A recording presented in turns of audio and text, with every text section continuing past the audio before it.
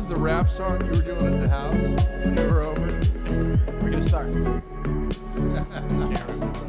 Hey, everybody, and welcome to a live No Vacancy broadcast. For those of you listening to the podcast version, this is over, but at one point it was live. We're coming at you from AAHOA's annual convention this year in San Diego, California, where we've got the official podcast sponsors, and we are excited to be here broadcasting for all the rest of this week. It's going to be a lot of fun. We're going to have a lot of great content coming out, both live and being recorded. But today, we're in the studio celebrating AAHOA, and I have with me Mr. Bruce Ford of Logic Econometrics and Craig Sullivan of the CLIC conference. How are you guys? Great. Thank you for having me. So, Glenn, I appreciate you extending me another invitation to join your podcast. It's always exciting to have you here, and I want to thank the good folks at Almo Hospitality for making a great commitment to the No Vacancy podcast. They're sponsoring us now, so I want you guys to reshape your expectations of what an FF&E distribution partner for hospitality should be. Make Almo Hospitality your go-to partner to simplify FF&E deployments for guest room and beyond with industry-leading brands, the latest hospitality trends, and distinctive new-to-market brands, coupled with their specialized business development and hospitality dedicated sales teams. Almo Hospitality is a division of Almo Corporation, the nation's largest independent distributor of professional audio-visual, consumer electronics, major appliances, outdoor furniture, and housewares, and a lot more. And that's why you guys are starting to see that great Samsung ad that's appearing every single week in the No Vacancy newsletter. But now, back to us being here at AAHOA. This great booth is sponsored by Red Roof, another great sponsor of the No Vacancy podcast. Wow, this is an exciting day for us here. It is. Yeah, congratulations on the booth again and being back at AAHOA for, your broadcast. This is great. Yeah, it's our third time being the official podcast partner for the AAHOA conference, and it is so much fun. 30th anniversary here for AAHOA. Bruce Ford, we've been coming to these events now for, gosh darn, 20 years or so. I think I was recalling that the first one I went to was at the MGM Garden Arena in Las Vegas, and it was a different time. Many, many years ago, probably 99 or 2000, I think. That was the last one. I remember, I definitely was at ones before that. But the first one that I really have a strong, distinct memory of was in March-ish of 2001 after Bill Clinton left the White House. Yes. He was the keynote speaker at the event. It was at the Atlantic City Convention Center. And boy, could you feel the energy of that dude. And ever since then, we've seen George Bush was here. I think Bush and Clinton were here. They get so many amazing folks that attend these events. Yep. They do. They've always, got a great keynote, and it's always exciting to find out what's on the horizon with AAHOA year to year. I think the first one I went to was in Long Beach, and it must have been close to 27 years ago at this point. Ooh. And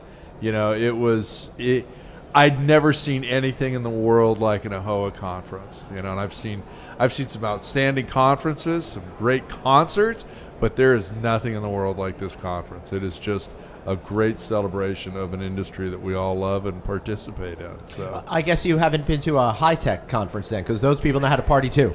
No, I haven't, as a matter of fact. Yeah, I have not. So Dallas Cowboy cheerleaders. That's all I have to say about it.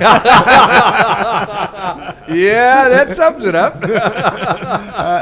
But the other thing that's unique about AAHOA is that you get really a spread of all different types of job descriptions in the hotel business. You have housekeepers here, you have front desk people here, you have people who own hotels, you have people who run hotels, you have really quite a collection of different jobs. And the education portion, of course, is a big part of the AAHOA package that they have here, and I think they've already been running classes for 2.5 days for many of the attendees. So the conference that begins tomorrow morning with a general session, and then the exhibit hall is nearly just 3 days in, if you will. Right.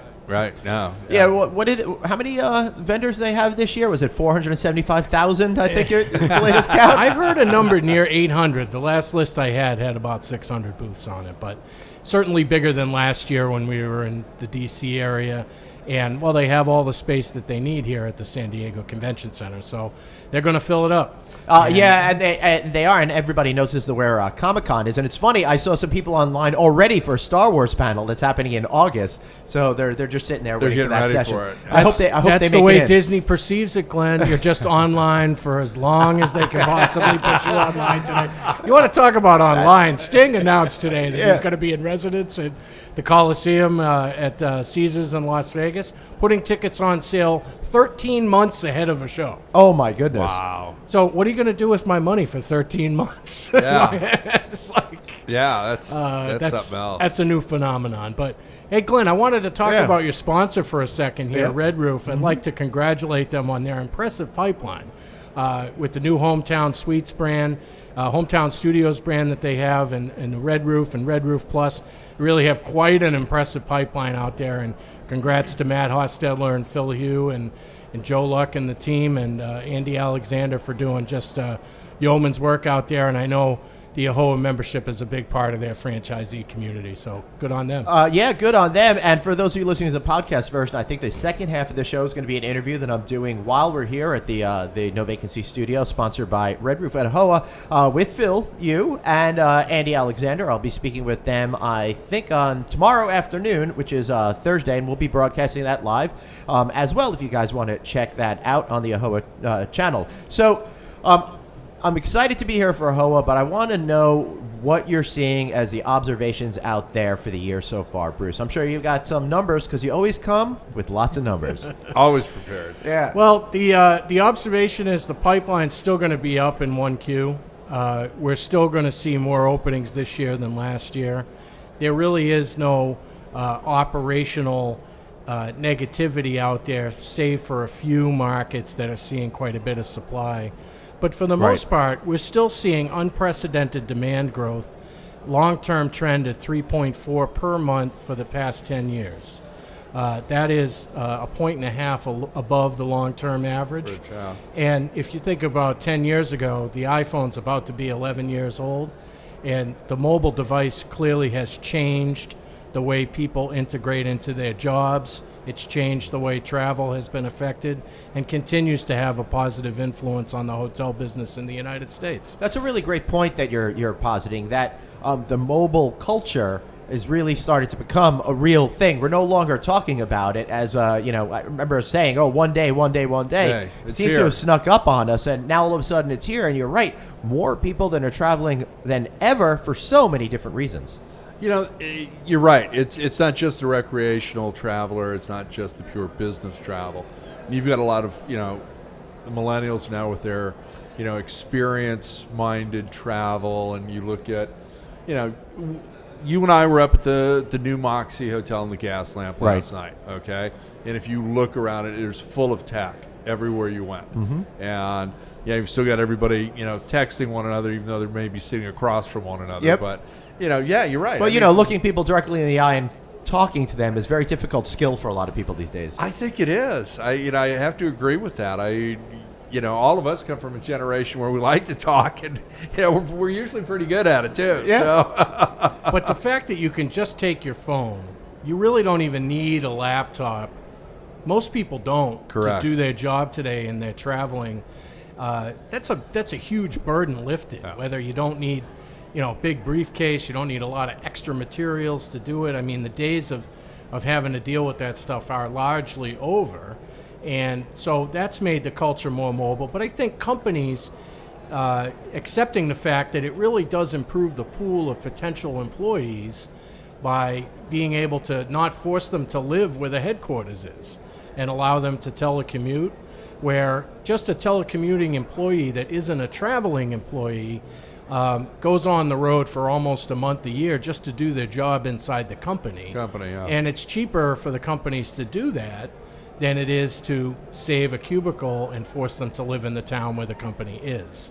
So that's had a big impact too. Right, and it's also, I would say, I'd argue, really good for the environment. You have a lot less people going back. It's a better quality of life, and that's one of the things that now in a world of full employment, people are craving is a better quality of life. I think most Americans feel like we work too darn much, and any minutes you can get back every day, I think is so essential. And it's starting to leak into the hotel business too, because front desk management, revenue management, even some engineering jobs can almost be done remotely, where you can receive a notification, hey, now there's 5 lights out at the hotel, Right. you ought to go there next week. Yeah, for example, my sponsor SkyTouch, who sponsors video series here on the No Vacancy Network, their PMS, for example, is completely mobile. So the general manager could leave, go to the kids' soccer game, and be on the phone and check out any issues in the hotel, look at all the reports in the hotel, and really get a good idea of what's happening in that business while being away from that business. Yeah. Well, it's true. And I mean, do you guys travel with a notebook anymore? No, but Still need it for some things. Funny enough, I Read still get documents Yeah. and create spreadsheets. I'll give you that. And do PowerPoints. Yeah. So I still don't do that from my iPad, but many of my demonstrations I'll do on the show floor here today, my laptop will still be in my room. But when I go to somebody's headquarters, I still have to be able to plug into the projector, Right. if you will. Yeah. But that's the main reason. Yeah, but I mean, between my phone and between my tablet, Yep. I'm good. Yeah, you know, I've mostly lost covered. 10 pounds. You know, and it wasn't a diet, so it's good. But also you come in, and I was part of opening up a boutique hotel in Northern California. We've been open for almost a year now, and it is in the middle of Silicon Valley. And the question we kept asking ourselves was, how much is too much tech? Okay, we don't have the traditional front desk or pod. We've got an associate or team member. Let me get that correct. It's not an associate, a team member that will come up to you with an iPad, Right. and they will check you in on that. And then as they're escorting you from the threshold of the front door, they will pick up your room keys and hand them to you, along with the information envelope Right. with the Wi-Fi code and everything else. Or we could set up your phone and go from there. So it's if you look at what we're carrying around on our phones, it's more technology than what they had in the Apollo spacecraft. Right. I mean, that's phenomenal. And it's just going to keep getting better and better and better. It's really unbelievable, all the changes that we're seeing in society. Bruce, how do you see it? Well, that tech change is real, and I still don't do the mobile key. I've just begun, I will admit, to do mobile boarding passes for airline flights. Oh man! Which I, for I me, still, I still ask for the paper ticket. which for me is a big Yeah. step. Okay, but I'll only do it if my phone's over 60%. All right, so see, it's kind of my deal. I still am afraid to, but even though I have clear and pre-check, I just Yeah. don't want to get the stink eye from the TSA guy. You know, They seem to be used to it now. They are now, but at first they weren't, and it scared me. And quite frankly, I don't even need I don't even need anything anymore, because you just you do your little fingerprints and they just they wave you through. It's pretty amazing with Clear. Yeah, so how many letters did you have after your first name and last name now? Is it your Clear, your pre-check, your No, I think neutered, that- your I think that's- spade, all that kind of stuff? Okay. MD, PhD. So you were talking about technology, and we were having a couple of drinks last night at a hotel in town that has gotten rid of the front desk, and they encourage you to check in at the bar. Correct. Which, to be fair, is right there at the entrance. Yeah. And they've got a sign that says check in at the bar. Yeah. But the entire time we were there, and I hate to say just how long we were there, but not one person that came through the door seemed to have a strong sense of where to go. Everybody got confused. They were all lost. I agree. Yeah, they, you put a sign out there, and you could have it lit up. Yeah. You could have it flashing. It just You don't could see send it. Still 4 gonna be- emails in advance of arrival. Yeah, It yeah, doesn't right. matter. Yeah. For some reason, it's almost like the iron in the ironing board. You expect that in the room. Right. Okay. There was a time where you had to call the front desk and they had to send it. Okay. And now everybody's expecting a front desk or a pod. They're not expecting to go check in at the bar in the front of the hotel. Right. And are they going to get used to the term living room or living space instead of lobby? So Right. it's all changing again, and we'll see. The next generation coming up. See how they are. Yeah. What's the impact of location services? So if you have your Right. if you've given your mobile number to that hotel, they can now sense when you're in the area. There's tech to do that. Right. Right. So is that the next step, the location services, so that your phone starts lighting up because the hotel's sending you text messages because it knows you're there? We know you're 5 blocks Yeah, away. Your right. room's ready. You know, Go to 2734. Right. I think go to the bar. that would make We're right on the Yeah. cusp of that. Yeah. We are, but people still need to adapt. And I think people are missing the whole notion of those signs in the front desk vanishing because you need that transition zone from the outside to the inside because yeah. you're walking through the door and you're not really thinking about it, and it takes a few moments for you to just kind of calm down and get resituated Right. and absorb the atmosphere that you're in. So I think that if you have signs that are too close to the front door, you're just naturally not even going to recognize see them. 'em, Yeah. But the problem is, after that, then you get so deep in that there's no way to do it. Now, in retail, they say you instead of putting the shopping carts, the little ones that you hold, like Right. the CVS or something like Yeah. that, don't put them right at the front door. Put them in the yeah. store somewhere, because after someone gets in there, even if you put them in the back, then they'll go, oh, this is helpful, and Yeah. they'll grab it and they'll actually buy more. So a little They've seen something as they're going to get that cart. Yeah. little customer behavior tip for you. Well, it was also funny at that particular hotel we were at last night. Right. Okay. Once you checked in, you found your way to the bar. They pointed to the other side of the bar to where the computer was, and they'd check you in and print your key. They offered you a cocktail or an alcohol-free cocktail. So and it's like, let's see how many of these people hang here for a little bit, start Right. ordering drinks. Well, that's the point of the hotel giving you one free drink because Right. you're likely to take 3. Yeah. So they're going to get you for more. Exactly. And with the changing in the bar mentality in terms of how much they're charging beers for $10, I mean, what's a draft beer is not $10, okay? No, but I'm just thinking, that's kind of a deal where I go. Yeah, but I mean, it's the hotel. Obviously, the bar is the most profitable thing in the hotel if it's done correctly.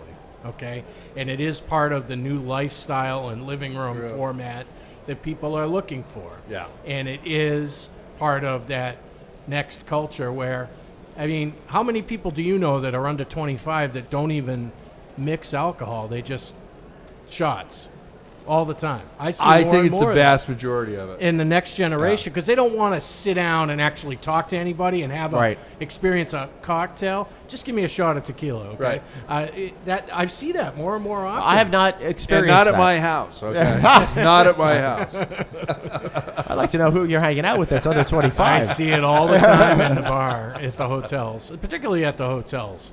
Not necessarily out at night per se, if you will, but Yeah. the hotels is definitely part of the. It's an increasing part of the culture that's traveling. So how are you seeing the world of California there, Craig, Mr. California guy? We're here in San Diego. What's going on? It's good. I've taken on a couple of projects. I'm going to be repositioning a hotel, so I'm meeting with their entire team. Fun. It should be. It's a hotel that doesn't have the best reputation right now, and the ownership realizes that, and they want to change things and correct the course. Now, we'll see how serious they are about it. I've got a meeting with them. I'm also bringing in an advertising person so we can have a little bit of a miniature think tank with new names and a few other things with that. But labor's still a big issue out here. Finding a qualified general contractor for whether it's a PIP or a ground-up construction project is also getting very, very tough. Right. It's Anaheim's still setting all kinds of records. The new JW topped off a couple of weeks ago. That's going to be well over 400 keys. Galaxy's Edge reservations are going out. Yeah, that opens up next month. Yeah. So for the most part, Yeah. So I'm figuring it's probably going to be about 2 years before I get into Galaxy's Park. Right. Or Galaxy's Edge at the park, rather. But it's still good. I mean, we're coming into what I refer to as our silly season. Okay, everybody's out of school, pretty soon. Summer vacations, everybody's heading to the beach. So the coastal communities will definitely be invaded. Room rates are going to jump. Everybody's already at 75 to 85% occupancy as it is.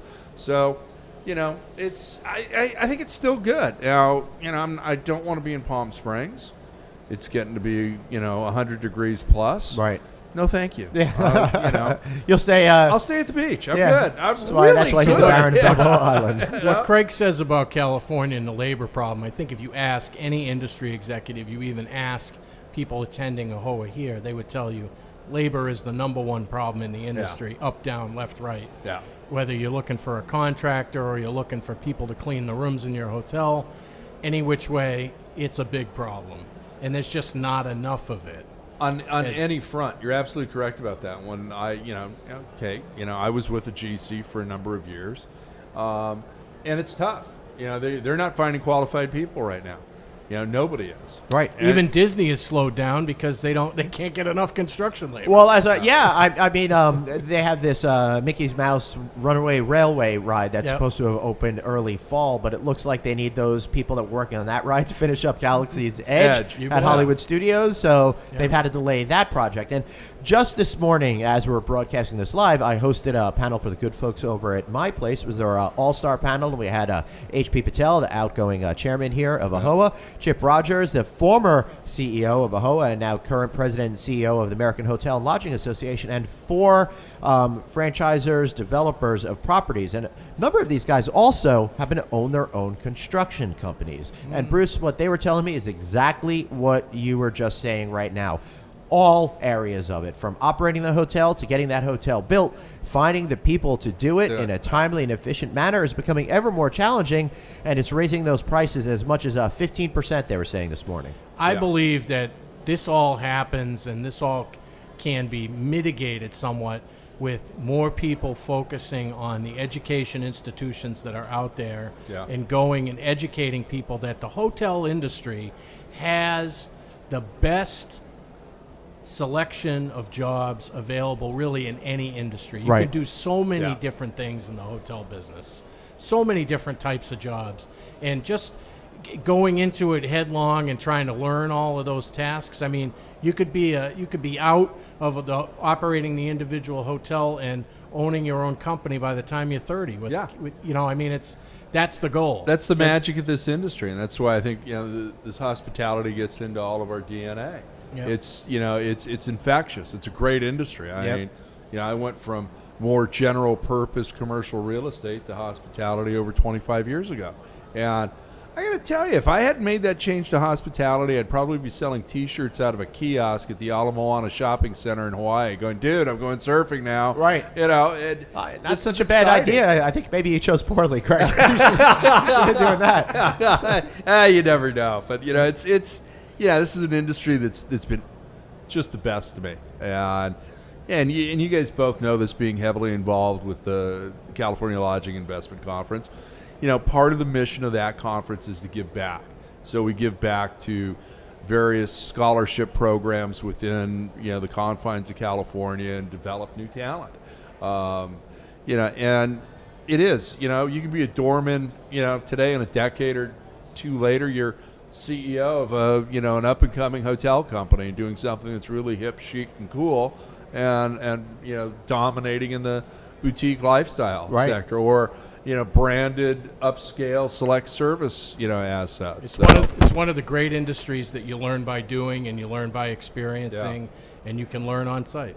Absolutely. Right. Excellent. So let's let me make one more point, if you don't mind. On the not construction costs here, I think actually we're probably up over 20% in California. Yep. And these guys were like from Pacific Northwest or the Midwest that were saying it, so it doesn't surprise me it's more down here. Yeah, and just to make it safe, I'm going to say between 20 and 25. If you start looking at all the due diligence that has to come in, and dealing with the Coastal Commission, dealing with environmental issues, the permitting process with the individual cities and everything else. And we shut down a hotel in Anaheim 3 years ago, 154 keys, completely shut it down and touched everything in it and made it turnkey and rebranded it in 8 months. Okay? Wow. That wasn't the norm. No. But I got to tell you, because the city of Anaheim is so on top of it with their health inspections, their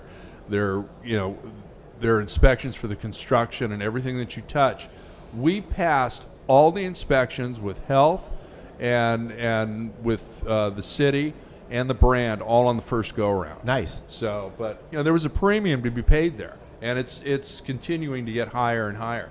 And as you're bringing in more consultants and advocates for the project, and you bring in somebody to speed through the permitting process, okay, there's another charge there, and that fee's going up. Right. Because those people are like gold right now. There's not a lot of them out here. Mm-hmm. So yeah.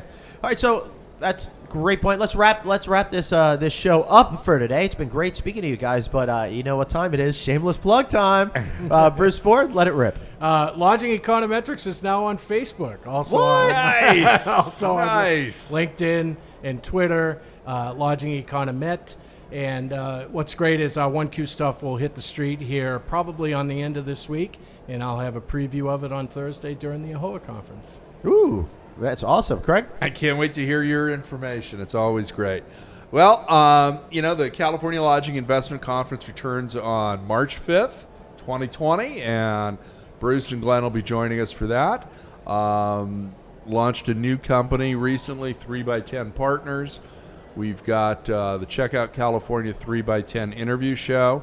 It's a streaming show on YouTube and the other social media channels, and it's got a sister show, partner channel OC, connecting the dots between Orange County businesses. So staying real busy with that. Yeah, and be sure to catch Bruce Ford's appearance on 3x10, available right now on your YouTube channel. Yes, it is. And Right. you will be up there shortly. Oh, yeah, so. we did one today, as a matter of fact. All right, so for those of you that are listening to the audio version of this podcast, stick around because we got another great interview coming up with Phil Hugh and Andy Alexander. And for the rest of you, thanks for watching this live broadcast. We're going to be back all day Thursday, all day Friday with a lot of great content. So keep it Perfect. tuned. See you guys soon. Thanks for listening.